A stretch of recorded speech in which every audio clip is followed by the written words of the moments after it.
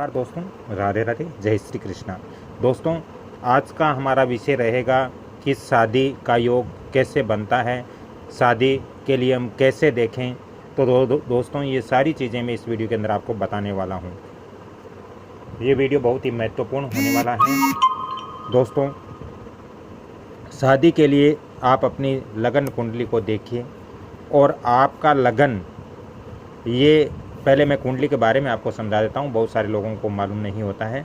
दोस्तों, ये लगन होता है, ये प्रथम भाव होता है, ये दूसरा, ये तीसरा, ये चौथा, ये पांचवा, ये छठा, ये सातवां, ये आठवां, ये नौवां, ये 10वां, ये 11वां और ये 12वां भाव। दोस्तों, आपको अपनी लगन कुंडली देखनी है और ये लगन देखना है। आपके इस लगन से 7वें भाव को देखना है, यानी 1 2 3 4 5 6 7, 7वें भाव को आपको देखना है। आप अपनी लगन कुंडली खोल लीजिए और उसके अंदर आप देखिए कि आपका जो लगन है, उस लगन से आपको 7वां भाव देखना है। 7वें भाव के अंदर यदि दोस्तों किसी भी प्रकार का 7वें भाव के अंदर दोस्तों अगर कोई शुभ ग्रह बैठा हुआ है, यानी इस भाग में, ये तो आपकी लगन का भाव हो गया। और इससे 7वें भाव 1 2 3 4 5 6 7, 7वें भाव में आपको देखना है कि कौन सा ग्रह बैठा हुआ है। दोस्तों, इससे पहले मैं आपको बता देता हूँ कि शुभ अशुभ ग्रह कौन कौन से होते हैं, क्योंकि जब तक आप शुभ अशुभ ग्रहों के बारे में नहीं जानोगे, आपको पूर्ण समझ में नहीं आएगा। तो दोस्तों, शुभ ग्रह पहले मैं यहाँ लिख देता हूँ। शुभ ग्रह कौन से हो गए दोस्तों? शुभ ग्रह जैसे गुरु, शुक्र, बुध और चंद्रमा, ये चारों ग्रह शुभ ग्रह की श्रेणी में आते हैं।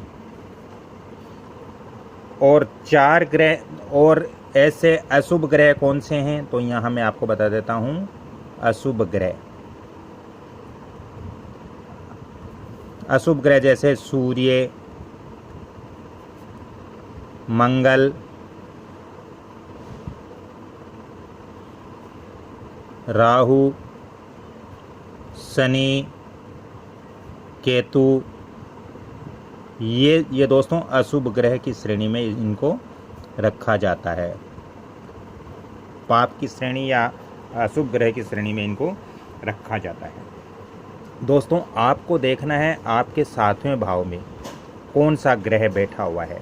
यदि शुभ ग्रह बैठा हुआ है तो बच्चे की या बच्ची की शादी 20 या 21 साल में हो जाती हैं, जल्दी हो जाती हैं। दोस्तों, यदि यहाँ 7वें भाव में केवल बुध ग्रह बैठा हुआ है, यहाँ 7वें भाव में केवल बुध ग्रह बैठा हुआ है, तो दोस्तों उस लड़का या लड़की की शादी अति शीघ्र हो जाती है। किसी भी प्रकार की बाधाएं नहीं आती है, किसी भी शादी में भी देरी नहीं होती है, यदि आपके लगन से 7वें भाव में बुध बैठा हुआ है। दोस्तों, इसके अलावा यदि इस 7वें भाव के अंदर गुरु या शुक्र या बुध या चंद्रमा कोई भी शुभ ग्रह बैठा हुआ है, तो शादी में किसी प्रकार की अड़चन नहीं आएगी, समय पे शादी हो जाएगी। दोस्तों, अगर आपके लगन ये जो लगन है, लगन से यदि 7वें भाव में कोई अशुभ ग्रह बैठा हुआ है, जैसे इस 7वें भाव में यदि सूर्य, मंगल, राहु या शनि या केतु, इनमें से कोई भी ग्रह बैठा हुआ है, या फिर इनमें से 2 या 3 ग्रह बैठे हुए हैं, तो दोस्तों शादी में विलंब होता है, शादी में देरी होती है। शादी 25 साल या फिर 29 साल बाद होती है, क्योंकि इस 7वें भाव में आपके अशुभ ग्रह बैठे रहते हैं। दोस्तों, मान लीजिए यहाँ पर कोई भी ग्रह 7वें भाव में नहीं है, लेकिन इन अशुभ ग्रहों की दृष्टि 7वें भाव पर पड़ रही है, तो भी शादी विलंब से होगी, देरी से होगी। यदि आपके इस 7वें भाव में कोई भी ग्रह नहीं है और शुभ ग्रह की दृष्टि इस भाव पर पड़ती हैं तो शादी अति शीघ्र होगी, शादी में किसी प्रकार की बाधाएं नहीं होगी।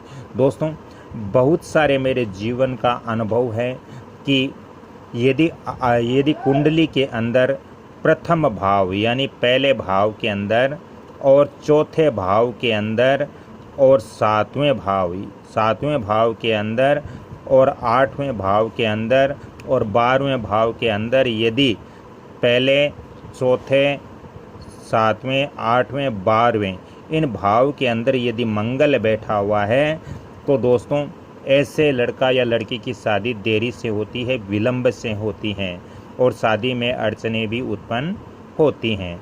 दोस्तों, इसके अलावा ये 7वां भाव है, ये हमारी शादी विवाह का भाव है। इसको हमें अच्छी तरह से देखना चाहिए, तभी हमें मालूम होता है कि लड़का या लड़की की शादी कब होगी और कैसे होगी। 7वां भाव ही महत्वपूर्ण होता है। दोस्तों, आपको अपने लगन से 7वां भाव देखना है। मान लीजिए आपकी दोस्तों कन्या राशि है, आपका नाम पीयूष या पारस या पारक, जो भी पी से शुरू होता है वो कन्या राशि है। तो दोस्तों, कन्या राशि कहाँ पर है? कन्या राशि यहाँ चलते हैं इसके अंदर, तो ये 6ठी राशि कन्या राशि है और ये हमारा लगन हो गया। और इस लगन से जब हम 7वां भाव देखते हैं तो 1, 2, 3, 4, 5, 6, 7 7वां भाव लगन से यहाँ पर होता है। तो यहाँ की स्थिति हम देखेंगे कि यहाँ पर कौन शुभ ग्रह बैठे हुए हैं या अशुभ ग्रह बैठे हुए हैं। शुभ ग्रह है तो शादी जल्दी होगी, अशुभ ग्रह है तो शादी देरी से होगी। दोस्तों, मान लीजिए यहाँ पर आपके शुभ ग्रह हैं, आपके यहाँ पर शुभ ग्रह हैं और आपके पीछे या आगे सूर्य है, तो दोस्तों इस स्थिति में शादी 2 साल आगे होती है। जैसे आपकी शादी यदि 20 में होनी है तो आपकी शादी 22 के अंदर होगी। दोस्तों, ऐसी महत्वपूर्ण जानकारी आगे प्राप्त करने के लिए कृपया आप इस कमल किशोर भोजक चैनल को लाइक कीजिए।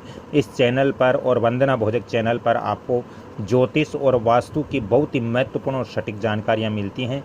यदि आपको ज़्यादा ही आवश्यकता हो दोस्तों, तो आप मेरे को फ़ोन कॉल्स करके आप अपनी समस्या का हल निकाल सकते हो। इसके लिए आपको अलग से चार्ज पे करना पड़ेगा। मैं फ़ोन नंबर भी आपको दे रहा हूँ 7901718402।